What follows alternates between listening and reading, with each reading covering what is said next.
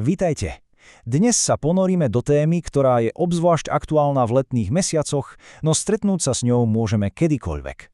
Pozrieme sa na salmonelózu z klinického pohľadu, hlavne s dôrazom na informácie, ktoré sú kľúčové v ošetrovateľskej praxi. Predstavme si to. Letná párty, grilovačka, skvelá nálada a na stole lákavý krémový zákusok. Znie to ako idylka však. No bohužiaľ, presne takýto scenár môže viesť k téme nášho dnešného rozboru.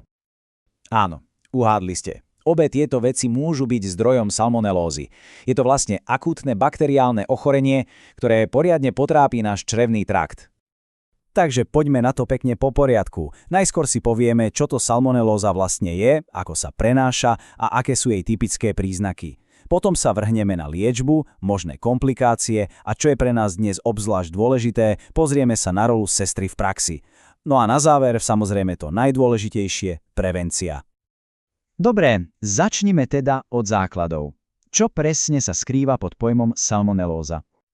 Hlavným vinníkom je baktéria, konkrétne z rodu Salmonella. A v drvivej väčšine prípadov, keď hovoríme o bežnej salmonelóze z jedla, ide o typ Salmonella enteritidis, ktorý spôsobuje tzv. Bakteriálnu gastroenteritídu. Fajn, vieme, čo to spôsobuje. Ale ako sa táto baktéria vlastne dostane až k nám? Poďme sa pozrieť na cestu nákazy. Je to taký, povedzme, začarovaný kruh. Celé to začína často úplne nenápadne, napríklad u hydiny, ktorá je prirodzeným nosičom. Odtiaľ sa baktéria ľahko dostane do vajec alebo mäsa. A ak sa tieto potraviny nespracujú správne, raz, dva máme na stole rizikovú pochútku. No a ten posledný krok, ten je bohužiaľ už jasný. A tu to vidíme čierne na bielom. Všetky tie dobroty. Domáce majonézy, krémové koláče, zmrzlina, paštéty, tatarák, praženica zo surových vajec, to všetko sú miesta, kde sa salmonela cíti ako doma, ak sa nedodržia správne postupy. A teraz dôležitý detail. Po zjedzení kontaminovanej potraviny sa nestane nič hneď. Problémy sa zvyčajne objavia v rozmedzi 8 až 48 hodín, čiže niekedy aj po 2 dňoch. Toto nás plynule privádza ku klinickému obrazu. Ako teda salmonelóza vyzerá v praxi a ako si môžeme byť istí, že ide naozaj o ňu? Je veľmi dôležité rozlišovať dve fázy.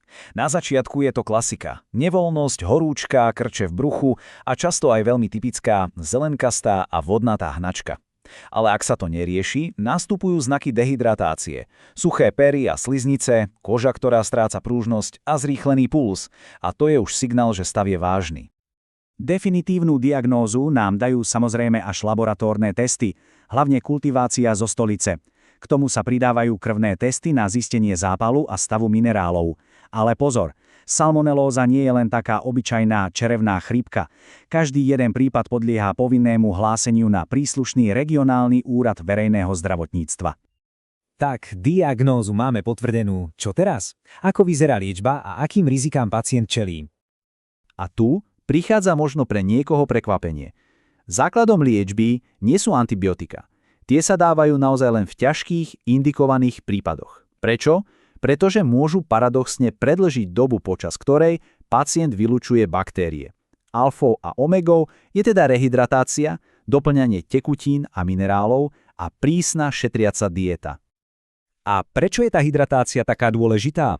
Lebo práve dehydratácia je hlavnou komplikáciou. Ak sa zanedbá, môže to eskalovať až do hypovolemického šoku z nedostatku tekutín alebo v najhorších prípadoch až do sepsy, teda otravy krvi. A teraz sa dostávame k tomu, čo je pre nás v rámci tohto prehľadu absolútne kľúčové. Pozrime sa na ošetrovateľský proces v praxi. Aká je rola sestry? Zo pohľadu sestry je najvyššou prioritou riziko straty tekutín. A toto nie je len nejaký všeobecný popis. Toto je precízne formulovaná sesterská diagnóza. Má 3 časti. Problém, riziko deficitu objemu tekutín. Príčina, prečo? Lebo pacient má hnačku a vracia. A prejavy?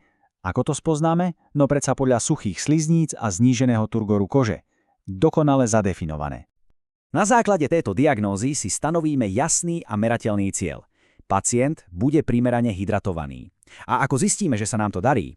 No, podľa výsledných kritérií. Sledujeme, či má vlhké sliznice, či sa mu zlepšuje pružnosť kože a či sa puls drží v normálnych hodnotách.